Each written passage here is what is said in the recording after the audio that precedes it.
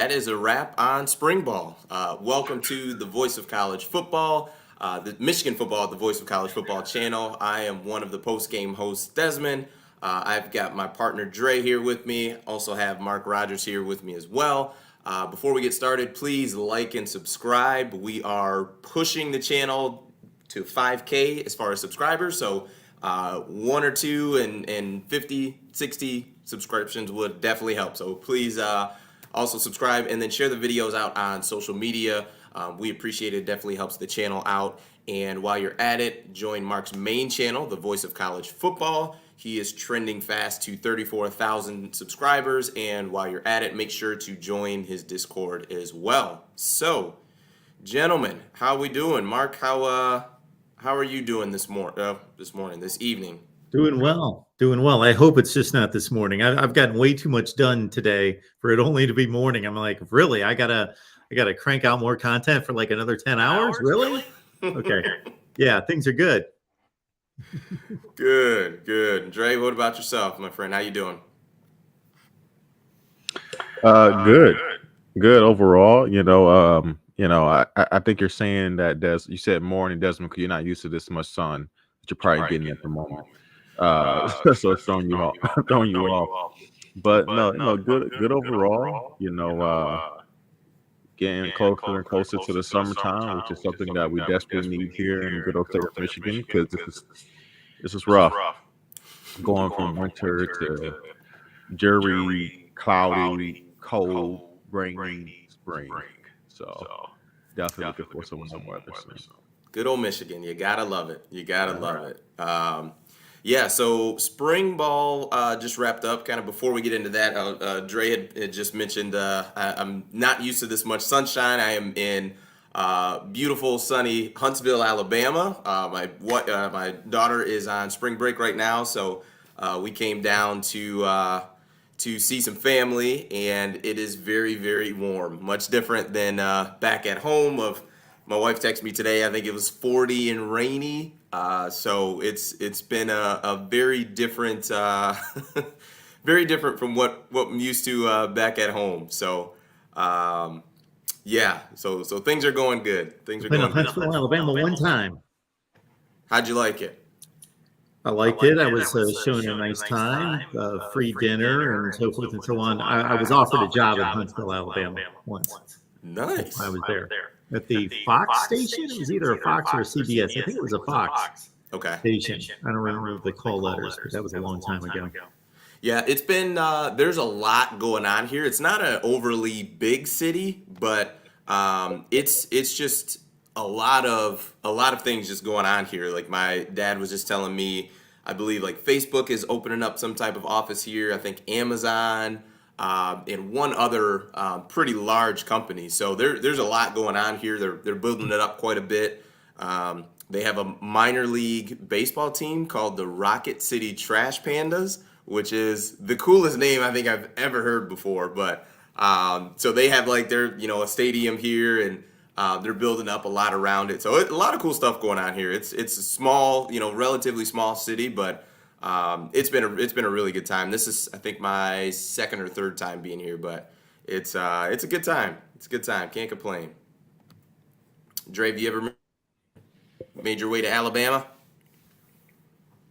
I've been through Alabama, but I've never been had a stay in Alabama. So, I've been to Mississippi. So, I mean, I'm familiar with that area, and, my family's from North Carolina, so definitely familiar with being down south. Okay. So, was it warm when you went down? It typically is.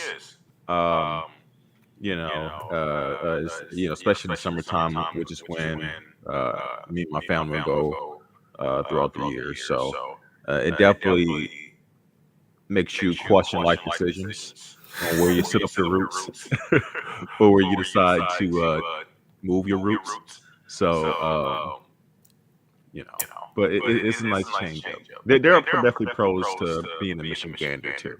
So, we give Michigan a hard time, and I know it's hard this time of year to keep those things in the first of mind, but Michigan has its pros at times.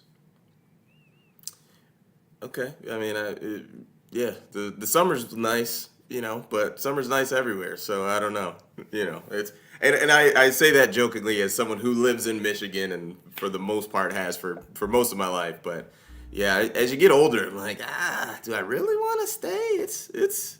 It's pretty rough. It's pretty rough. I basically agree with Dre across the board, or I basically agree with Dez across the board when it comes to yeah. Just I can put up with the 95 degrees more so than I can put up with the 15 degrees. So give it to me. But I will say we lived in Mississippi for 7 years. The last, and I actually went online one time and I found some kind of crazy weather site that had every stat you could ever want for any location just to verify this. It went over 90 degrees sometime in May, like early May in Mississippi where we live. It didn't drop under 90 degrees until October.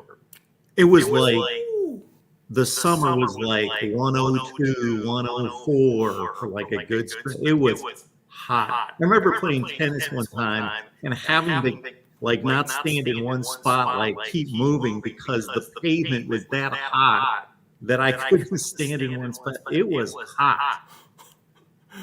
Whew, that's some serious heat and for a very long time. Holy cow. And what we get on the flip side in Michigan is like we'll go, 3 months without getting over 20 degrees. So that, their balance, I guess, is the name of the game. But it's that's interesting. But holy cow, that's warm. Well, so folks, while you guys are joining in, we've got some folks coming in through the channel. Let us know where you're tuning in from. But what we're gonna do is we're gonna get into kind of the spring game recap.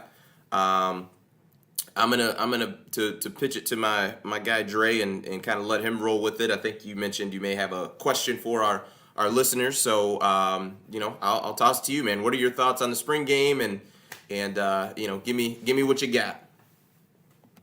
Can you hear me? Great. All right. So, guys, for one, apologies for the technical difficulties. We are actively working on fixing the issue. So please bear with us and try to enjoy our content. But anyway, look, similar to early games in the season where you're playing a lesser opponent, but even more so, you got to take what you see from the spring game with a grain of salt. There definitely, some of the highlights, the good plays. There's definitely some things you can look at. But okay, I see why that player might be able to pop in season, right? You can see athleticism. If it's a long run, you're like, okay, that kid Blake Corum. If we didn't know who Blake Corum was, and we saw him in the spring game, you're like, oh wow, this kid has some wiggle, right? So there are definitely some things that you can pull from the spring game. But it was interesting to see certain guys, especially like early enrollee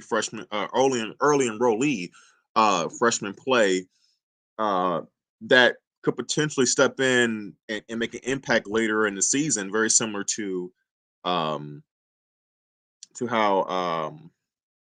my apologies, his name escapes me, the receiver. What is his name?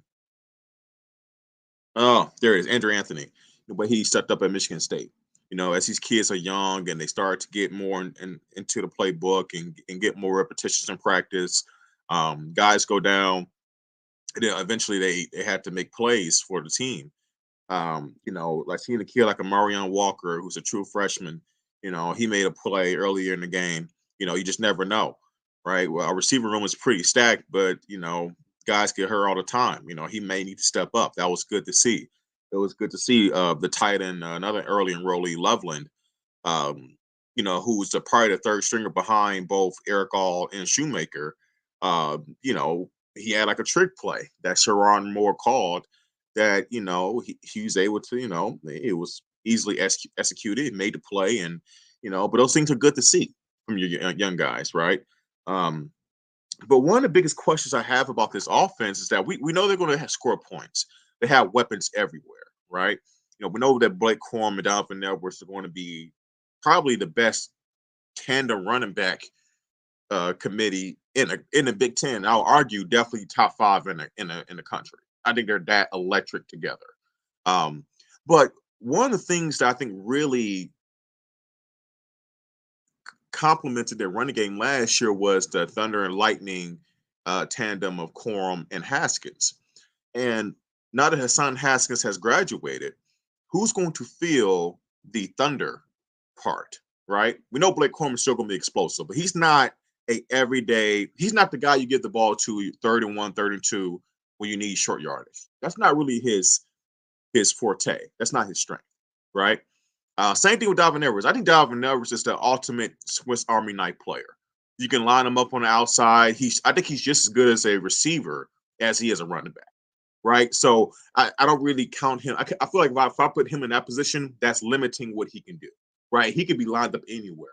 Heck, I say he's actually better in short yardage, lining him on the outside, because you just never know what he could be used with. He can be brought on reverse. He can get the ball off a bubble screen. I think he's way more dangerous actually being on the outside as opposed to the backfield in short yardage.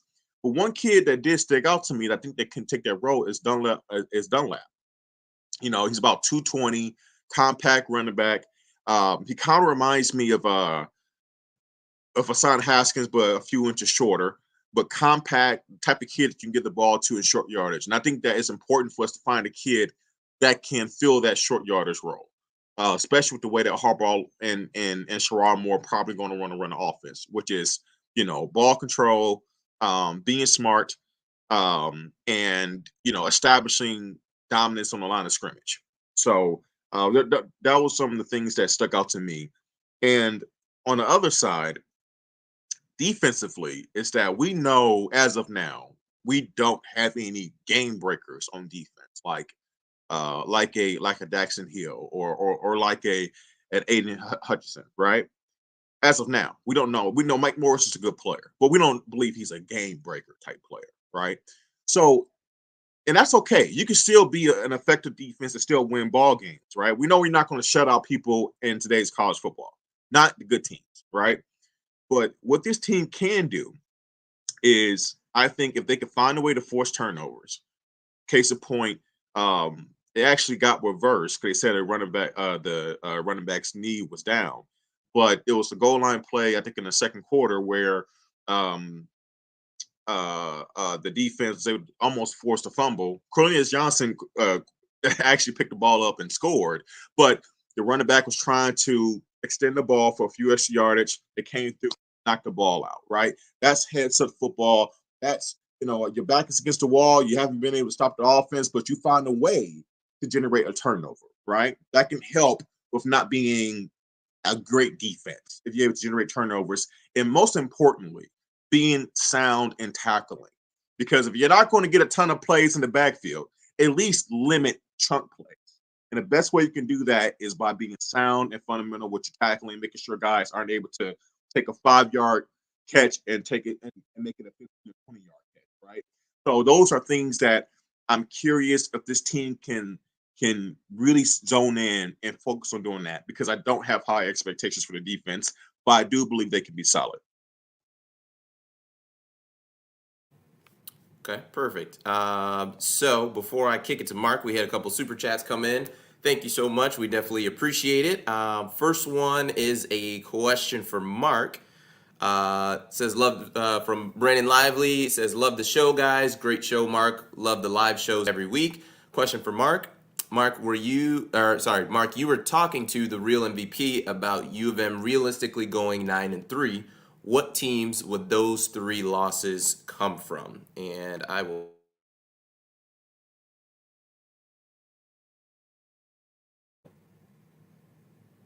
And you can take it from there, Mark. Brandon, thanks again for the contribution. Appreciate that. Actually, Brandon, I was saying that Michigan could realistically go 0-3 against that killer non-conference schedule, was what I was saying. No. 9-3. So to frame the conversation right, I don't know what the conversation was regarding Michigan football and some of the things I said. The real MVP is one of our regular callers. He called in. He's very down on Michigan, Kentucky fan. Hey, they've lost so much. Hutchinson to Jabo, Daxton Hill, Hassan, going through the losses and just not thinking, hey, you're selling Michigan too much. So I was actually talking Michigan up a little bit. So that was the real MVP's record. I have not committed myself to any kind of record. He settled on 9-3. Now, I was on Michigan podcast with Steve Dace today, and he was trying to nail me down to an over under. He said, what do you think the Michigan Vegas line is going to be for over under? And I spit out real quick 9.5. I feel fairly confident it's going to be within like a half game of 9.5. They have 5 games they could lose. Do I expect them to lose anything close to 5 games? No, but Ohio State, Michigan State, Penn State, Nebraska, Iowa, off the top of my head, would be the ones that I would consider possible losses. If they lose to anybody outside of those 5, I'd be pretty shocked. I think that this team could win another Big Ten championship. Again, I'm not honed in on any specific prediction for this, but that comes in August for me. But I'm not one to make early predictions, but I most likely think that they are the second or third best team in the Big Ten, most likely, but they could win another Big Ten championship.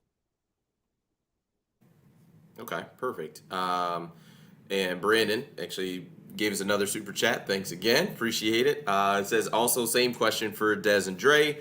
What would Michigan's record realistically be this year? Thanks again, fellas, and keep up the great work. I will kick it to you, Dre. What are your thoughts on? I guess it's a little early, but nonetheless, he asked the question, so we'll shoot and go from there. Yeah, I mean, look, they realistically have about 3, maybe 4 truly talented games tops, right? So based on how vanilla their schedule is, I think it's safe unless something catastrophic happens, right? With the quarterback position, Kate goes down and JJ's not 100%, right? Even though I did like what I saw from Davis Warren as a walk-on freshman, given the circumstances, I thought he looked okay. Not saying he's going to be able to keep a season afloat, but anyway. So I think it's safe to pencil in 8 wins at the very least.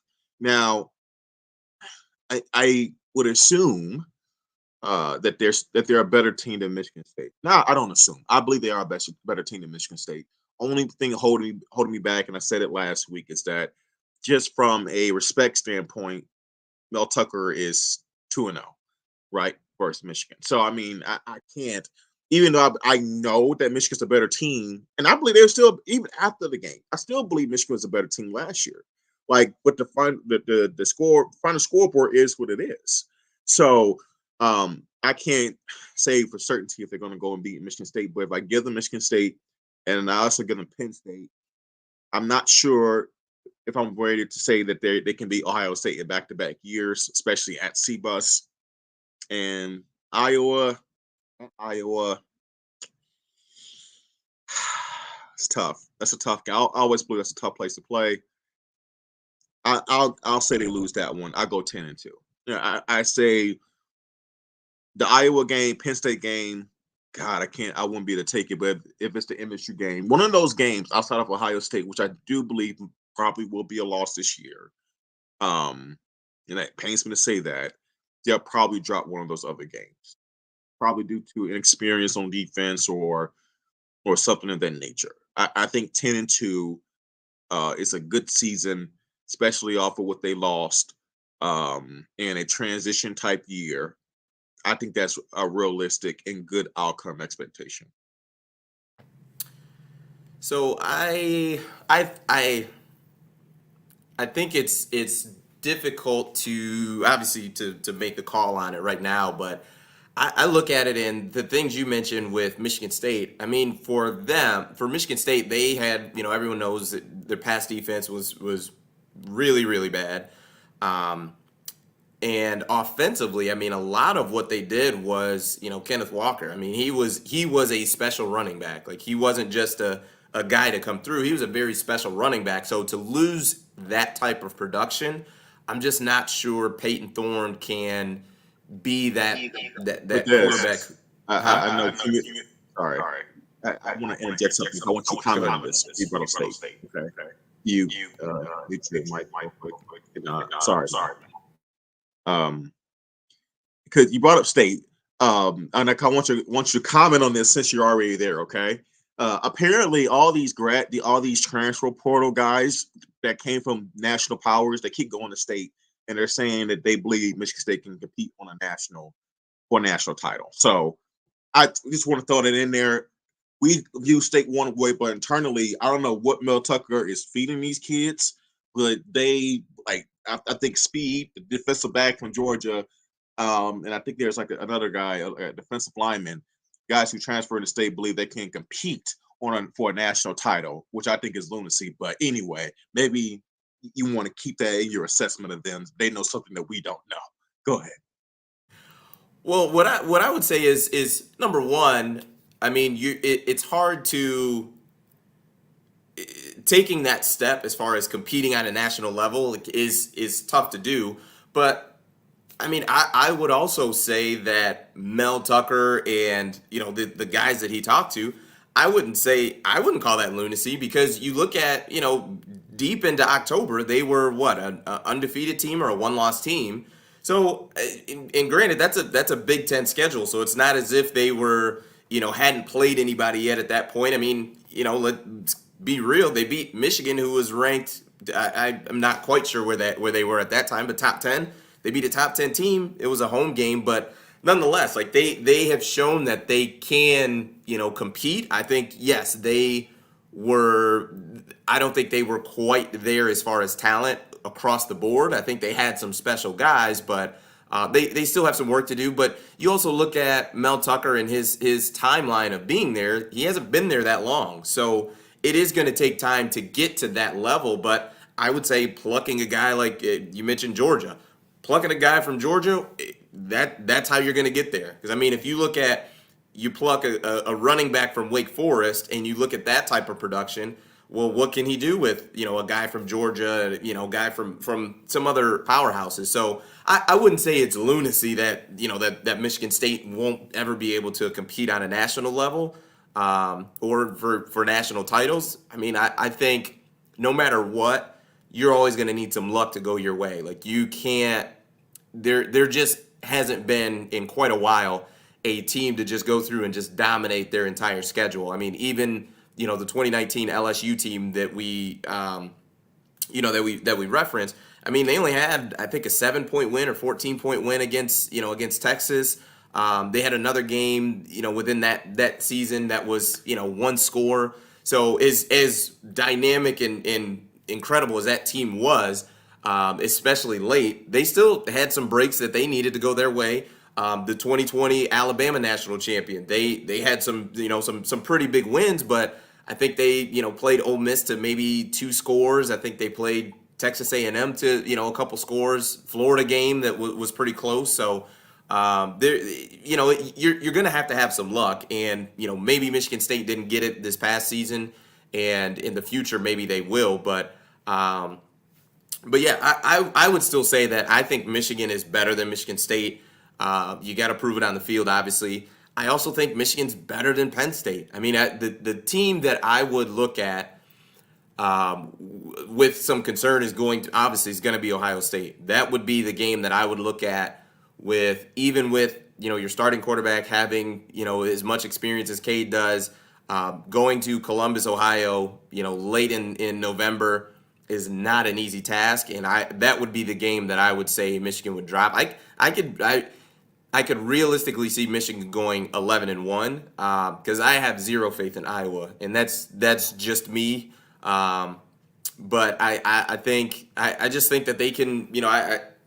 That's just kind of how I feel about it. I think having a quarterback who is just as even keeled as Cade is. I look at a guy like Donovan Edwards. I think he is going to be a superstar. I mean, even early in the spring game, we saw him catch a streak down the sideline, getting matched up on a linebacker. That's my thought on it. I think they have some explosive guys. I think the big key is going to be even early on in the season having the explosive plays. I think that'll be a big key because you have to have those explosive plays, the chunk plays, especially when it comes to playing, the better teams, the top 10 teams, the ranked teams. You look at the Ohio State game last year, like they had a decent amount of chunk plays in that game. And you just won't be able to beat the top tier teams in the Big Ten by 3 yards in a cloud of dust. I don't think that is realistic.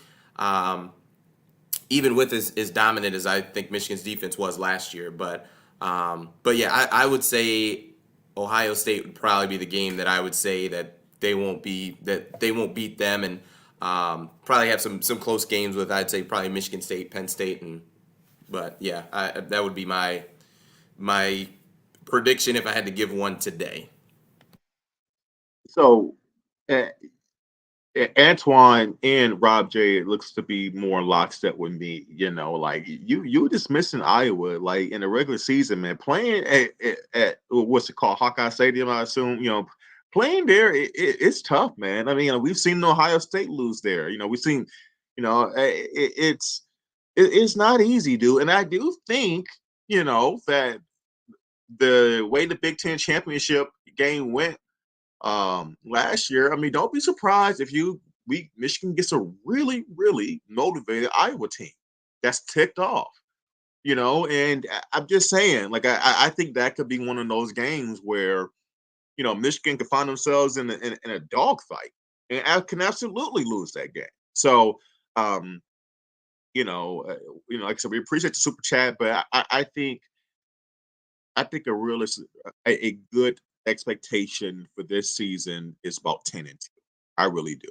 Now, I will say this in terms of the Ohio State game, that I feel the most confident going into, from a quarterback position, going into this year's Ohio State game at CBUS than any other year in the Harbaugh era.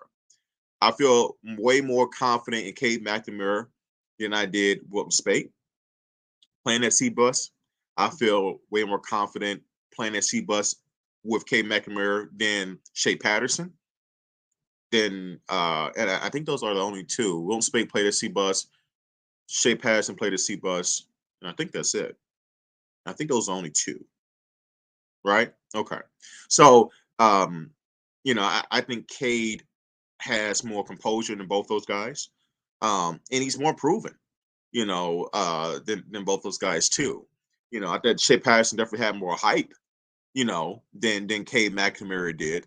But so I mean, if there's any guy that I feel confident that he can handle the moment at CBUS, it is Cade.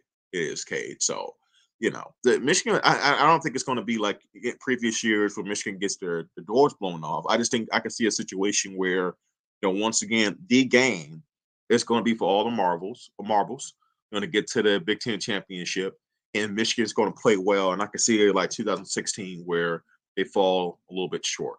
Because we got to look, as much as we don't want to admit it, that Ohio State team, they're really, really good, and they're definitely going to be motivated, and they have a first round NFL quarterback in CJ Stroud. So, that's going to be tough.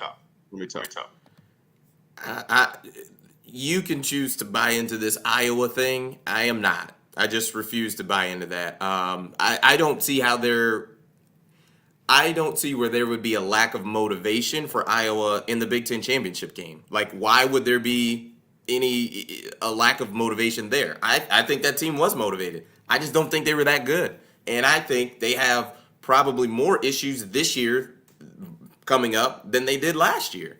I mean, legitimately, as soon as Michigan scored that first touchdown in the Iowa game in the Big Ten championship, I sent you a text that the game was over because they cannot score. And even if Michigan's defense takes a bit of a step back, show me the Iowa playmakers that are going to be the game breakers that are going to put 21, 28 points on the board. I just don't see that, coupled with how Michigan, last year and just with Harbaugh and his tenure, have played offense. Like you're going to get limited possessions. You're not, Iowa's not going to get the ball 15, 16 times. Like you're only going to have limited possessions because Michigan likes to run the ball control. They like to run the clock, keep the clock rolling. Like sure. I mean, you tell me that, I think it's Kinnick Stadium, but you tell me it's super difficult to play there, and and if the players fall into that crap, then they should lose that game because you're a better team. I just don't want to. If that's how the Michigan players are going to be rolling into that stadium, then shame on them, and they should take the L because you're the better team. Go out and beat them. So I really don't. I'm not buying into that, and I refuse to. Iowa's not a good football team when it comes to playing the really good teams. Like Iowa will probably be a game or two over 500, but they'll probably be a little better than that. I haven't looked at their schedule, but I'm just not with that. I don't think they'll be all that great. Antoine, thanks for the super chat. He says we're actually built to beat Ohio. Our secondary will be drastically better. I also hope Michigan uses Orge and a wishbone offense. So, I'm just not with it as far. Thanks, Antoine. Definitely appreciate it.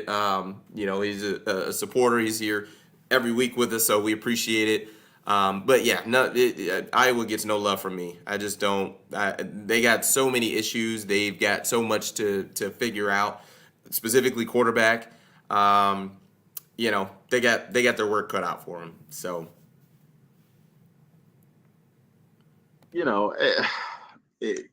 look, man, you can be as specific as you want to. I'm not saying it's the toughest place to play in the country. I'm just saying it's very tricky, but we can agree to disagree.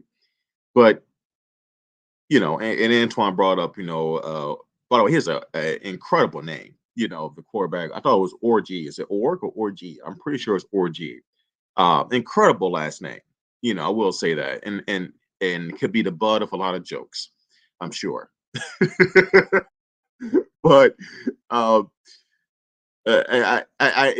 Michigan does have, I think, a huge variety of weapons and that Sharon Moore can play with. And what's going to be interesting is how does, guys, correct me, is it Org or is it Org? I thought it was Org, like spell Orge. Let me see. I'm actually curious now. Let's see. Where is it? He's not on a depth chart. Why can't I find him on a depth chart? I just saw him on a depth chart. You see him, Des? I don't. Anyway, it doesn't matter. Yeah, I did like what I saw in terms of that. It will be interesting. I don't know about him in the bone because anytime he didn't throw the ball particularly well, but he is big and athletic. So I mean, I'm always very hesitant with those wildcat type offices. When the other team pretty much knows you're about to run the football, and with the quarterback back there, so they can kind of key in on that. Which is why I thought the JJ package that they will put in got even more effective once they allowed JJ to throw the ball a bit more. But still, case in point, it's never a bad thing to have guys with diversified skill set. So I think another thing too that's going to be underrated is the receiving core. Look, I think the one guy, if he steps up, that could take this receiving core, I believe, the top 10 in the country, not just in the conference, in the country, is Cornelius Johnson. We know what we have, and why am I drawing blanks? Ronnie Bell. Ronnie Bell, thank you. We know what we have in Ronnie Bell. We saw spurts with Andrew Anthony, right? But we also see how dynamic Donovan Edwards can be, being lined up on the outside and in the backfield in the passing game. But imagine if Cornelius Johnson, who was a four-star kid, who at times showed flashes last year, can really start to come into his own. That would do incredible wonders for this team. And it would essentially, like, there'll be no weak spots. And don't forget, you got Big Eric All, and Shoemaker at the tight end position. Especially Eric All, who showed himself to be a big target over the middle. Made a game-winning play at Penn State. I think that this offense can be extremely explosive.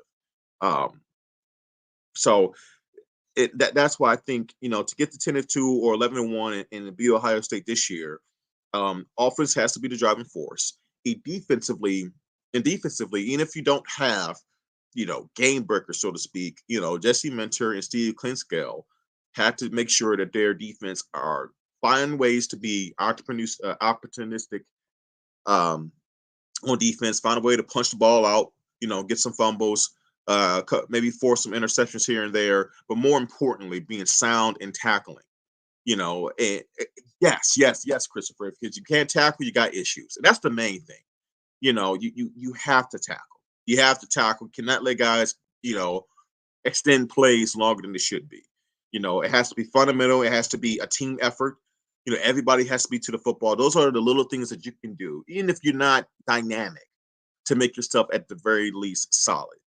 And for solid defense and a really good offense, you can win a lot of games in college football, especially when you're a team like Michigan, where 90%, 85% of your schedule, you're the more talented team. Would you agree? So, those are the little things that will matter for me, for them to get that, I think, 10-2, 11-1 type season. I don't see anything undefeated. That'll be, I think, a miracle. Yeah, and I think, to me, even if Cornelius Johnson just does what he did last year, with Ronnie Bell coming back, I would say that's enough to have a dynamic passing offense, along with Donovan Edwards and Blake Corum, who are both really good pass catchers out of the backfield. So the thing is, I don't think really anyone needs to go from being good to great. I think with Ronnie Bell coming back, I think we're all pretty comfortable in his production, the type of player that he is. If he's able to come back, if Cornelius Johnson gives us what he gave us last year, if Eric All gives us what he gave us last year, Donovan Edwards with getting more snaps. I mean, even on the limited snaps he got last year, I mean, we saw that number 7 is dynamic. So if he, with getting more snaps, can just do what he did last year, Blake Corum, same thing. With removing the injury, I think Michigan has enough. I think they have enough to where it's not. You're not banking on a guy who is either a true freshman or hasn't played at all to come in and be a 1,200-yard receiver or running back. I don't think they need that. I think they're in really good shape. It's just the guys, you got to come out now and do it and produce, and you got to, look at and figure out the quarterback spot. I mean, it's weird, man, because I think with the injury to JJ, it kind of complicates things even more. And we talked about it a couple weeks ago, but because now it can't be decided on the field. Like you can't just say, well, the best quarterback's going to win it in spring and fall.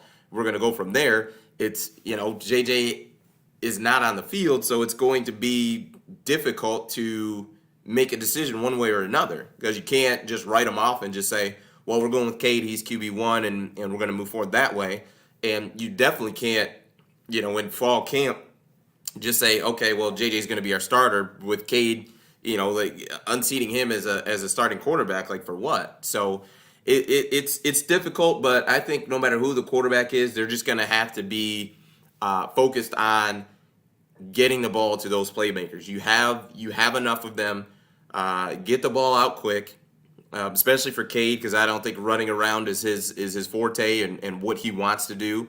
And even for JJ, I think, although he's got that part in his game, I think you're always better off just playing on time, going through your reads, hit your check down, live to fight another day, because the last thing you need is getting hit or fumbling, things like that. So we'll see what happens, but I think they're in really good shape. It's just going to be guys just really honing in on their craft, having a really good summer, lifting, running, making sure they come into camp ready to roll, because they, like I said, you can get to that point, especially with Michigan's schedule too. I mean, the first 3 games are, essentially going to be cakewalk. So if you can really kind of fine tune things with that, those first 3 games. I think the first conference game might be Maryland, if I'm not mistaken.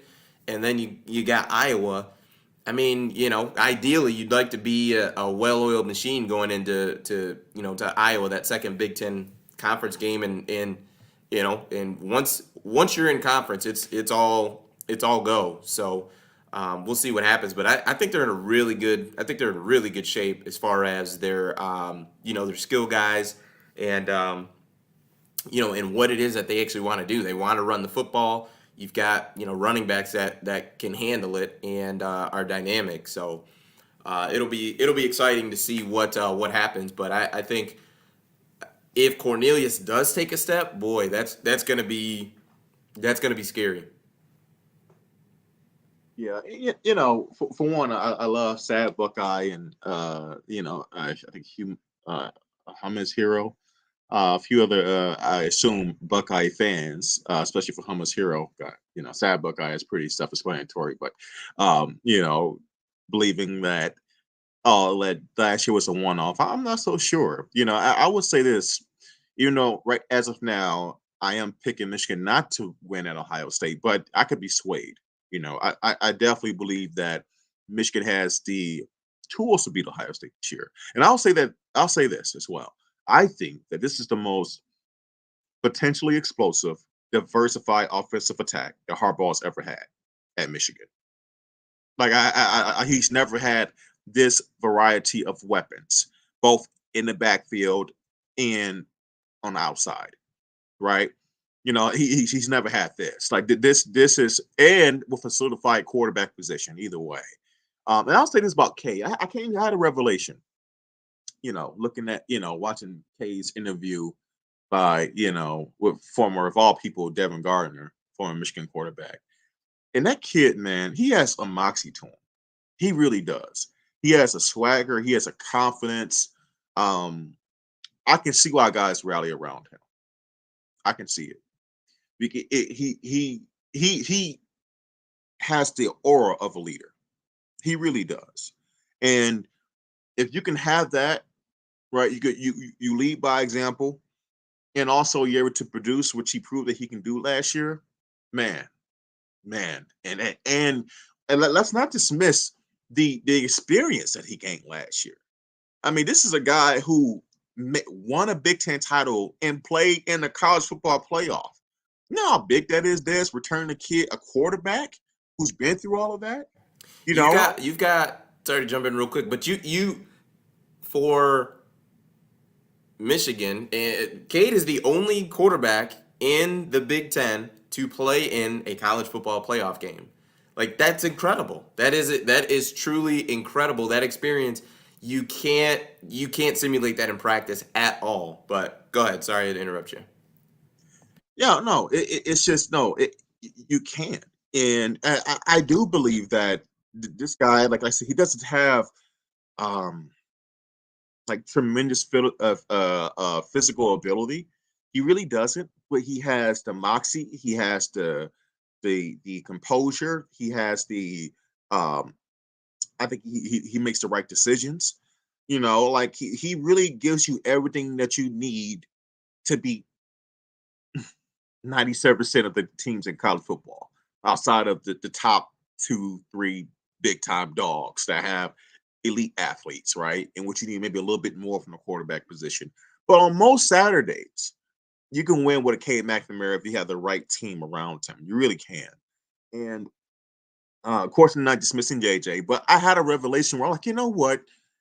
Maybe we can take another step with Cade, right? Maybe we can do more with Cade. Maybe we don't need JJ to get over the top and over the hump and win the first round in the playoff based on the matchup. Now, to win a national title, I think you'll need a kid like JJ to come through on the promise of his ability, which I believe he has the raw ability to be the number one pick in the NFL draft. I mean, we joked about it like the NFL draft and what's 2024 is going to be in Detroit. And we joked that, hey, we may be downtown celebrating with everybody, and we may be looking forward to J.J. McCarthy one day being the projected number one overall pick. We believe he has that type of ceiling, right? So I think Michigan would need him to realize that potential to win a national title. But maybe with Cade, we've underestimated just how how can I put this? The intangibles that this kid really does have that could be hard to see with the naked eye. So that really stuck out to me, man.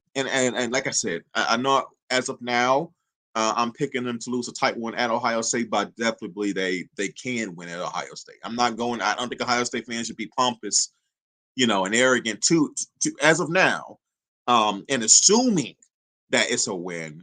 Because if last year taught you anything, is that the minute you start really sleeping on your opponent, that's when they can bite you.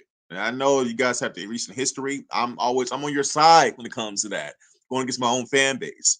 But like I told my father-in-law, who is a Ohio State fan, you never want to get too cocky. You never want to do that.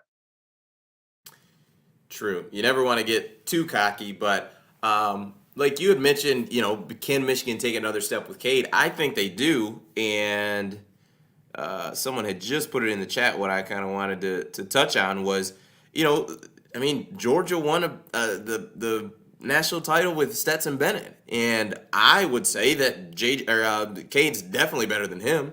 So I think the important thing which Cade does well is not making mistakes, get the ball out on time. Like if you can do those two things consistently, you can win a lot of football games. And so far Cade has won a lot of football games. So I think what he does, I think, is reflective of having success, and it shows. So I think he's done a really good job of just knowing his strengths, like what he does well, and knowing what he doesn't do well. Like awareness is one of the greatest things that you can have as a football player, especially one in college, is to know who you are and who you're not. He knows that he's not a JJ or a quarterback to scramble and run around. He knows that's not his thing. He's going to take his drop, go through his reads, 1, 2, 3. Guy's not there. Just get north and south, get a couple yards, and get down. All right, cool. It's second down. Let's rock and roll. So I think him continuing to do that, I think will only help him as far as his development, and only help Michigan as well. The last thing, we only got a couple minutes left, but we kind of had a text as far as Colin Kaepernick with the halftime. He had some throws and kind of pro day-esque. Wanted to get your thoughts on it.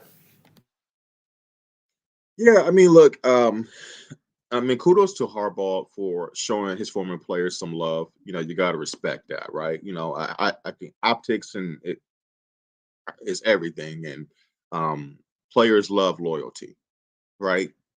And even though that was a player relationship developed at the NFL level, you never know how that would impact recruits. Wow, Jim Harbaugh really does care about his players, right? If you play for him, he'll look out for you, right? So I love the optics of it. I love the reality of it. Taking care of a guy who helped you build your resume, right, in San Francisco.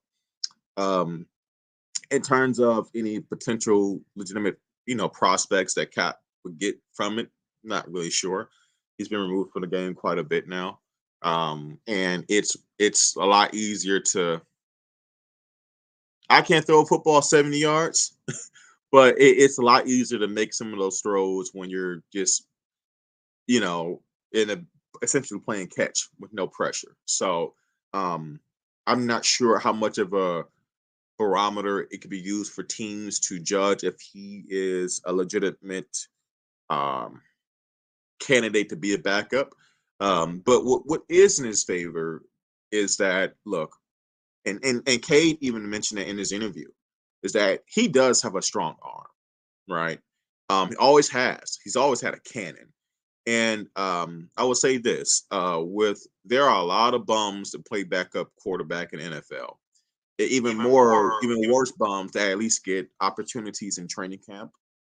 So, look, is he worth, I think, from a ability standpoint, kicking the tires and giving him a shot? Sure. But like I said, it was good to see Harbaugh just doing a nice thing for a former player, and I guess it was just no harm in it, and um, yeah, that's kind of way I look at it. Yeah, I mean, I don't know. It's tough because, like you had mentioned, there's no pressure and you're just playing catch. But we also see, that impact the draft status of 21-year-old kids.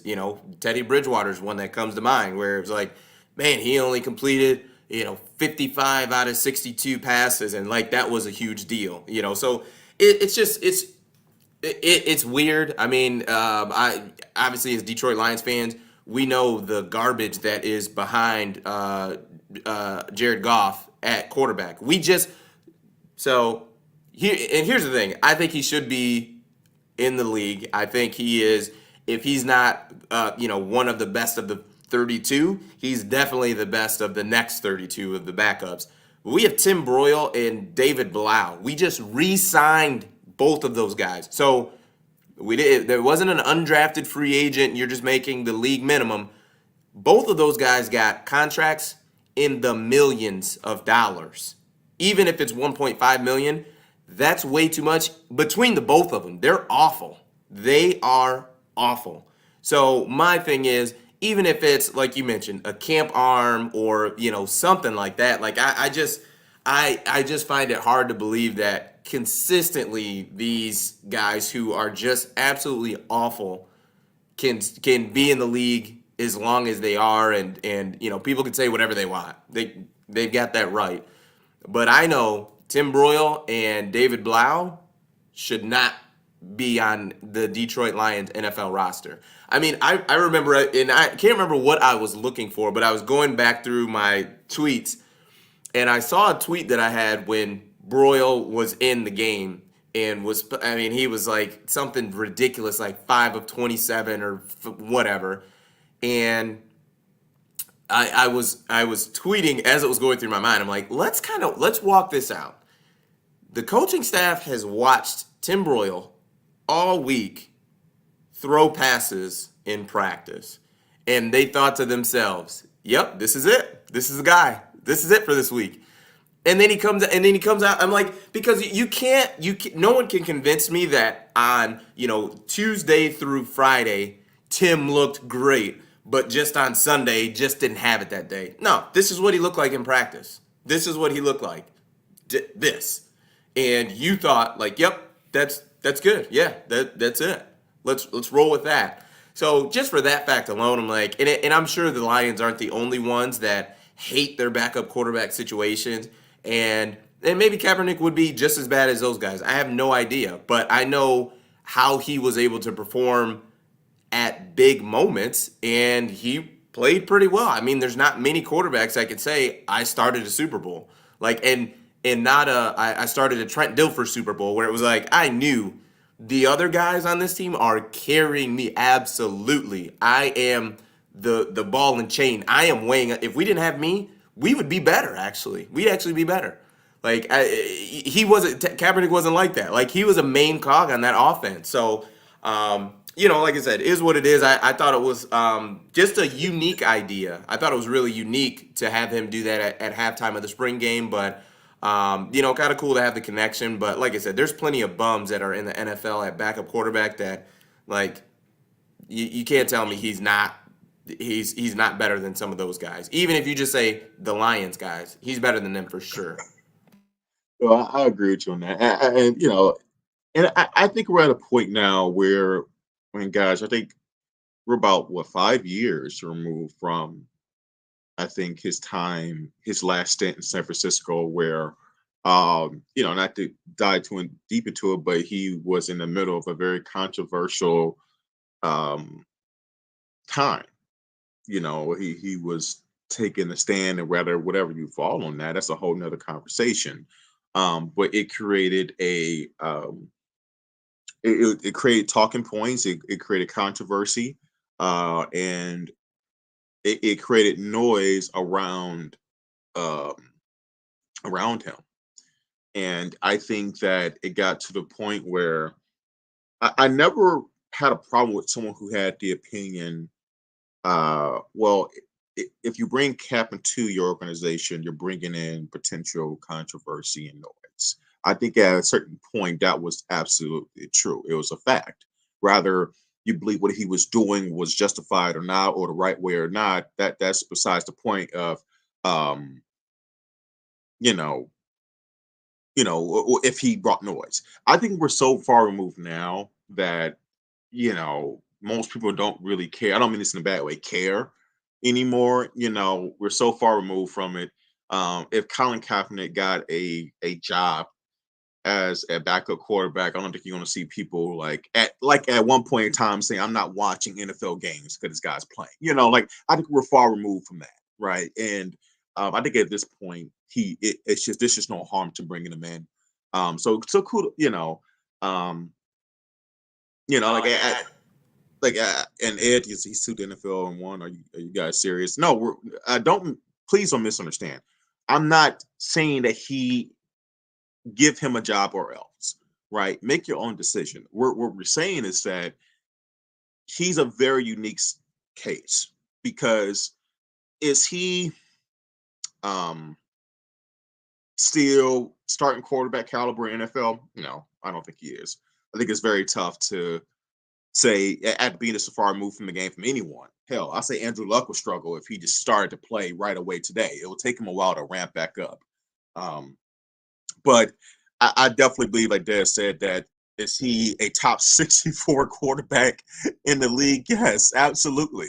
I don't think there's 64 better quarterbacks than Colin Kaepernick in terms of just ability. We're talking about ability, right?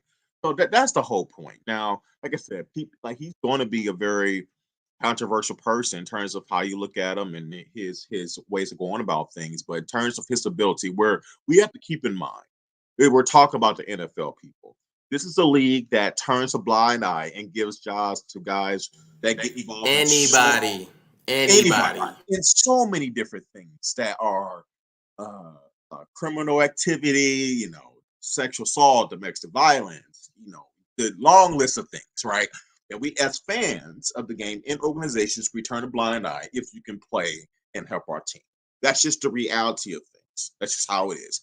So we have to keep that in mind when we talk about a situation like Kaepernick, where, if you really think about it, choosing to say he doesn't deserve a job because of what he did, it could be looked at as being hypocritical because of you can look at so many guys in the league and there'll be some things that you can say about their personal choices on and off the field where you're like, man, I can't support this person. So just keep that in mind when you look at it.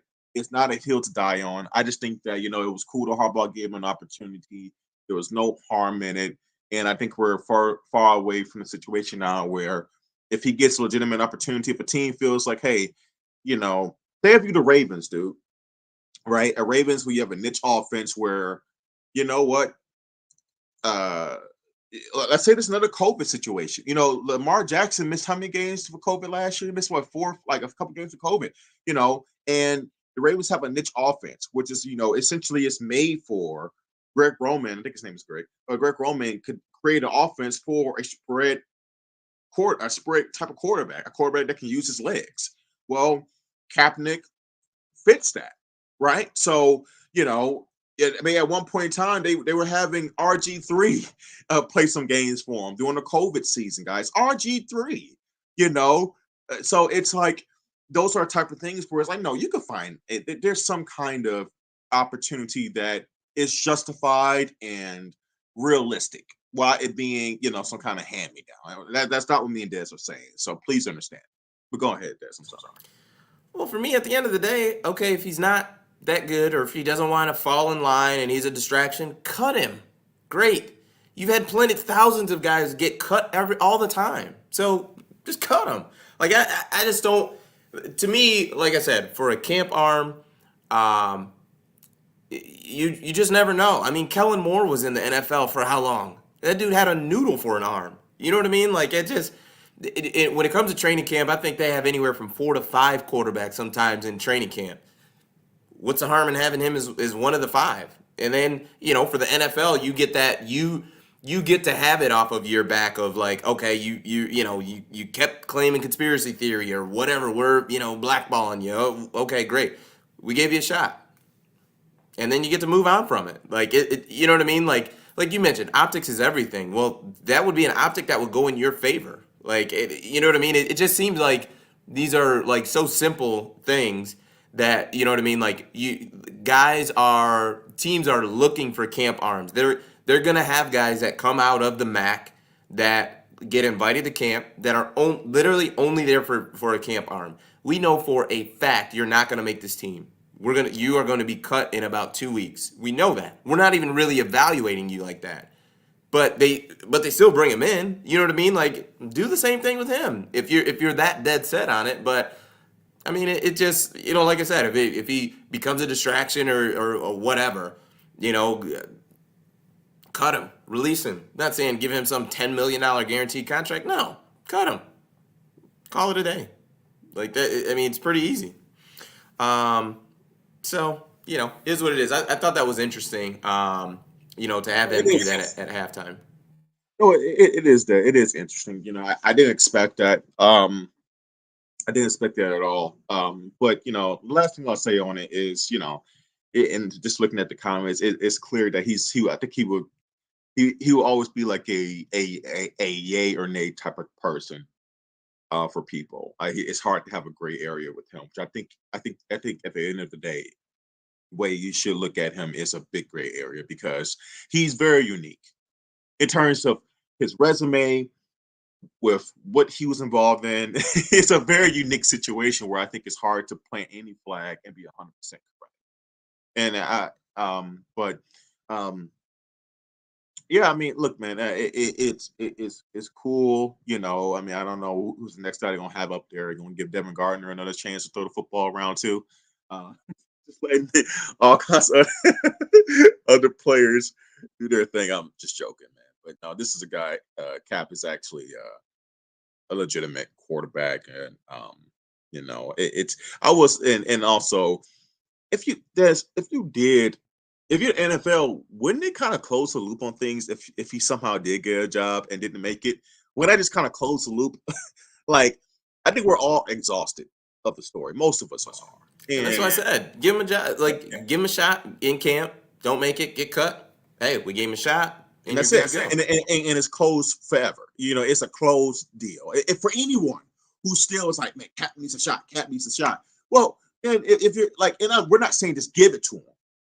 No one's saying that. I'm saying for one, I think if you understand football, you're like, okay, this guy is definitely good enough to get a invite to camp. So if he gets a legitimate opportunity to invite to camp, and it's like, no, he can't play anymore. He's just too rusty. Okay, I mean, well, what are you going to say? Then you close that loop and you move on, right? So that would be, I think, another, I think, aid. Now you invite, let's say you invite Kaepernick into your organization, and the first preseason game he does something. And I won't give an example, but he does something that people find uncomfortable, as because he's trying to do something he believes in. Well, then, all right, then yeah, team has the right to do whatever they want to do, right? So, but we're not even going into that kind of mental gymnastics type game. We're just talking about a baseline opportunity for someone who deserves a small, even the smallest chance, right? So that's what we're talking about. So anyway, cool thing optically, and we can move forward. Cool. Well, I think that's all I got. I'm gonna continue my last day of spring break and then be back home tomorrow. We can't wait to have you back here. Yeah, I'm sure. Selfishly. All right, man. I am out. Thanks everybody for tuning in. We appreciate you guys. Thank you so much. And yeah, we are out. Peace.